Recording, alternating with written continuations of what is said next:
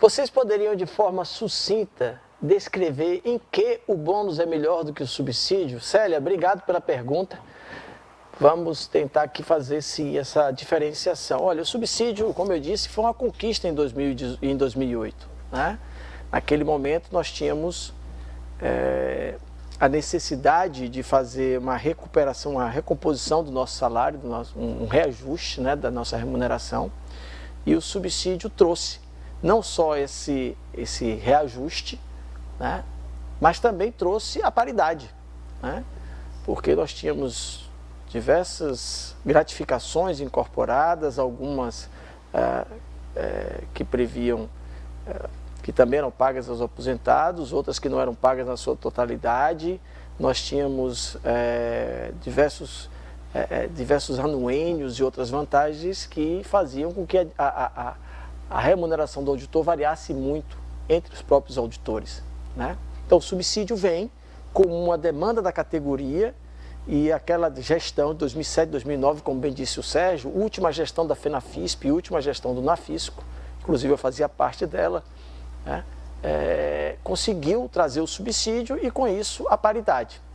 Só que logo depois, passado 4 anos, a categoria percebeu que o subsídio já nos engessava, porque de maneira informal, o governo acabou vinculando a nossa remuneração a de outras carreiras que também passaram a receber por subsídio, né? E ao dar qualquer reajuste para nós, isso fatalmente era estendido para as demais carreiras. Então isso fazia com que o governo não pudesse fazer grandes reajustes, porque isso impactava na folha como um todo. Ao mesmo tempo, nós fizemos um estudo com os fiscos estaduais e até municipais, no qual nós percebemos que nós estávamos lá em penúltimo lugar nesse estudo, né? Com os 26 estados e mais o Distrito Federal e nós estávamos em penúltimo lugar, e que esses fiscos estaduais, eles recebiam por vencimento básico e tinham atrelado a isso uma parcela variável, um bônus de eficiência, que fazia com que a sua remuneração fosse muito superior a remuneração recebida pelos auditores fiscais. Então a categoria, em 2012, aprovou que fossem feitos estudos para que nós pudéssemos então implementar um bônus de eficiência, uma parcela variável que fizesse com que a nossa remuneração ficasse mais próxima do que recebiam os fiscos estaduais naquela época. E aí nós decidimos então enveredar na Receita Federal, né, discutir com a Receita Federal.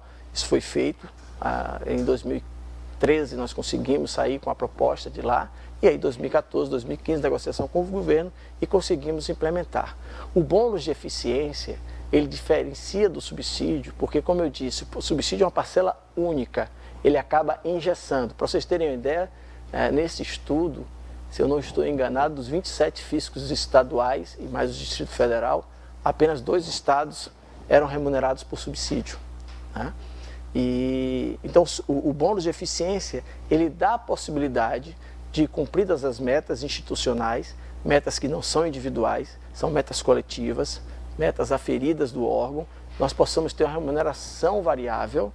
E os estudos garantiam naquela época, e ainda hoje garantem, que se atingidas as metas, como nós sempre as atingimos, inclusive, né, em períodos difíceis da economia, etc., se atingidas essas metas, o valor pode ser muito superior ao valor de R$3.000 que hoje está fixo para os auditores ativos. Então, essa é a grande diferença do bônus de eficiência, além do fato de nós não estarmos vinculados, né, ou presos a constantes negociações de remuneração com o governo federal. Ele te dá essa liberdade de poder, ao longo do tempo, ter uma remuneração condizente, sem necessariamente enfrentar todo um processo de negociação com o governo da época. A exemplo do que acontece hoje com as carreiras jurídicas do Poder Executivo Federal.